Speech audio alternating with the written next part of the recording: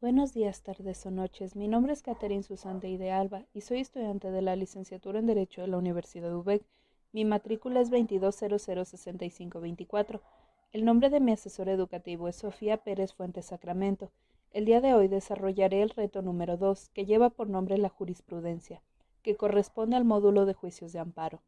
Durante este reto, realizaremos el análisis de algunos estudios de caso para dar respuesta a los planteamientos solicitados, al mismo tiempo que identificamos algunas de las características de los elementos de la jurisprudencia en el contexto jurídico mexicano. El primer planteamiento al que daremos respuesta dice lo siguiente. Respecto al caso número 1, señala qué método de integración, reiteración, contradicción de criterios o precedentes obligatorios se utilizó para la creación de dicha jurisprudencia. Corresponde a la tesis primera, diagonal J, 102, diagonal 2011, con el rubro Facultad de atracción. La Suprema Corte de Justicia de la Nación puede ejercerla a efecto de integrar jurisprudencia sobre un problema que implica el análisis de diversos preceptos constitucionales y legales. Para el análisis de esta jurisprudencia es importante considerar la fecha del documento, ya que de ello dependerán los ordenamientos jurídicos que lo sustentan. En este caso, podemos ver en el recuadro azul que esta tesis corresponde a septiembre del 2011. Para continuar con el análisis, debemos tener en claro que la jurisprudencia encuentra su sustento legal en los artículos 94, 103 y 107 de la Constitución Política de los Estados Unidos Mexicanos, así como en la Ley de Amparo Reglamentaria en los artículos 103 y 107 de la Constitución Política de los Estados Mexicanos. En septiembre de 2011, la Ley de Amparo, entonces vigente en sus artículos 192 y 193, establecería la constitución de la jurisprudencia mediante la reiteración de criterios utilizados en resoluciones, siempre que lo resuelto en ellas se sustente en 5 sentencias ejecutorias ininterrumpidas por otra en contra.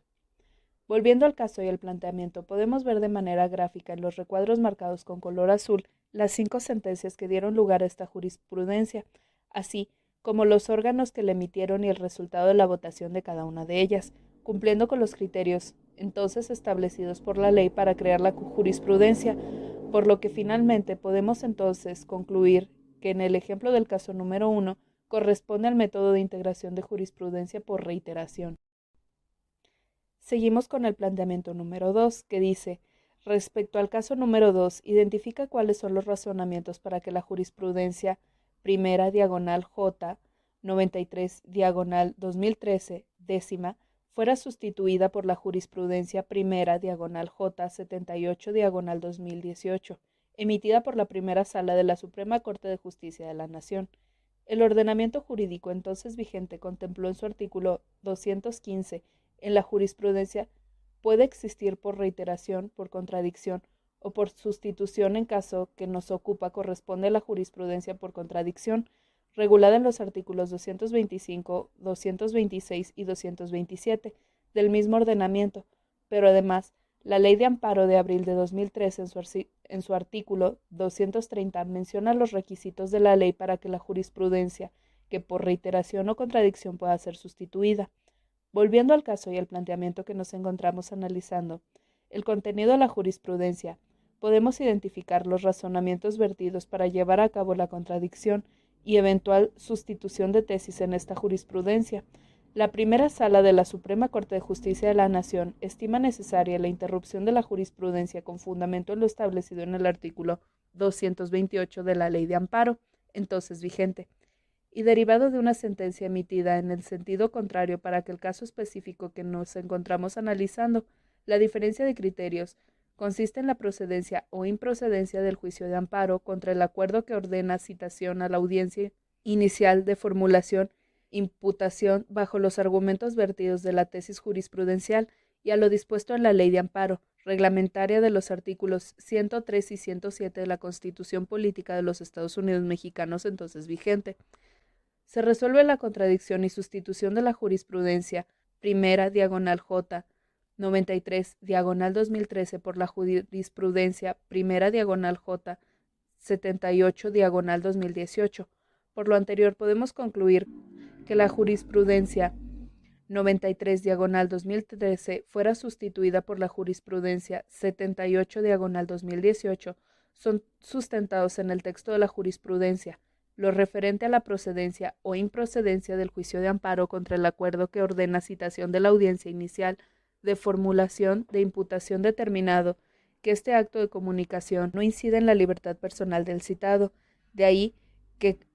contra el auto que ordena la citación del investigado a la audiencia inicial es improcedente al juicio de amparo indirecto, pues se trata de un acto judicial fuera de juicio que no afecta la libertad personal del quejoso, conforme al artículo 107, fracción cuarta de la Ley de Amparo de abril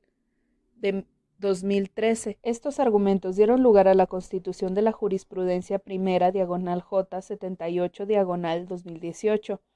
Por contradicción de criterios y eventual sustitución de conformidad a lo establecido en el artículo 230 del ordenamiento entonces vigente. A continuación resolveremos el punto del número 3. Respecto a los casos primero, segundo y tercero, indica en qué época del Semanario Judicial de la Federación fueron publicadas las jurisprudencias. Con la intención de identificar y señalar de manera gráfica la ubicación de la información referente a la época del Semanario Judicial de la Federación en que fueron publicadas las jurisprudencias que nos encontramos analizando, en pantalla se encuentran los precedentes de las tres jurisprudencias. Los precedentes se construyeron por datos de identificación entre los que se encuentra la época del Semanario Judicial de la Federación en los que fueron publicadas estas jurisprudencias, de tal manera que podemos aseverar que en los casos primero y tercero fueron publicadas en la novena época del Semanario Judicial de la Federación, mientras que el segundo caso corresponde a la 10ª época. El planteamiento número 4 nos cuestiona. En el caso número 3, señala para qué autoridades es obligatoria la aplicación de dichas jurisprudencias.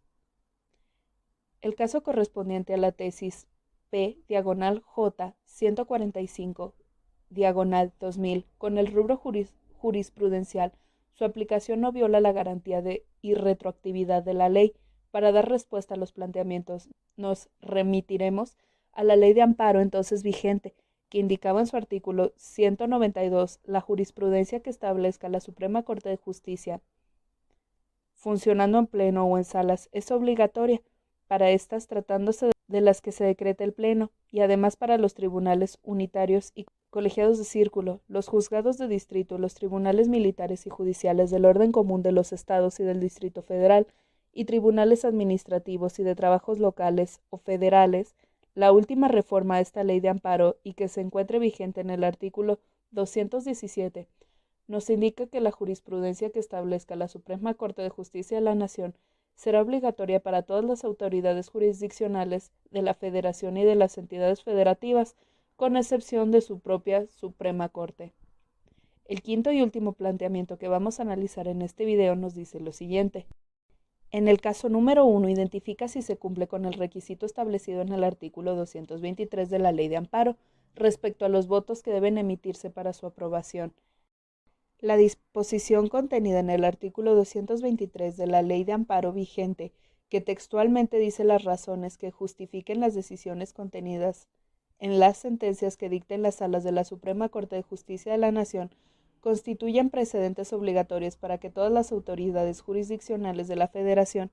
y de las entidades federativas, cuando sean tomadas por mayoría de 4 votos, las cuestiones de hecho o de derecho no sean necesarias para justificar la decisión, que no sean obligatorias. Dicho lo anterior, considero pertinente que para el análisis de este caso,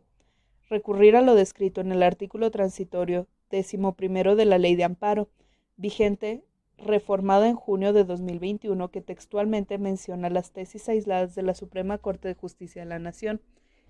que se hubieran emitido con anterioridad al entrar en vigor del nuevo sistema de precedentes obligatorios, mantendrá ese carácter únicamente las sentencias que se emitan con posterioridad al entrar en vigor del presente decreto. Podrá construir jurisprudencia por precedente. Entonces, después de identificar que la jurisprudencia 102 diagonal 2011 del caso 1 corresponde a una fecha anterior a la entrada en vigor de esta nueva legislación y lo dispuesto en el artículo 11º transitorio del mismo ordenamiento, podemos entonces concluir que no se cumple con las disposiciones contenidas en la ley, para construir una jurisprudencia por precedentes obligatorios. Por último, me gustaría comentar a modo de conclusión que la jurisprudencia se encuentra definida por la Suprema Corte de Justicia de la Nación como un conjunto de principios, razonamientos y criterios que los juzgadores establecen en sus resoluciones al interpretar las normas jurídicas, es decir, al desentrañar o esclarecer el sentido y el alcance de estas, o al definir los casos no previstos en ellas. La jurisprudencia es considerada una de las llamadas fuentes formales del derecho, es decir, uno de los procesos o medios a través de los que se crean las normas jurídicas entre dichas fuentes. Encontramos también a la legislación, la costumbre, las normas individualizadas y los principios generales del derecho en ordenamiento jurídico de nuestro país. La jurisprudencia funge como una herramienta de suma importancia, debido a que por una parte define de manera clara la interpretación de la norma en los casos no previstos, pero además permite dilucidar ante criterios opuestos de los juzgadores, así como también permite establecer de manera más formal los criterios reiterativos para establecer razonamientos homogéneos ante casos similares. Todo esto permite mantener criterios estandarizados que buscan garantizar la igualdad ante la ley en nuestro sistema jurídico mexicano. A continuación, presento mis referencias.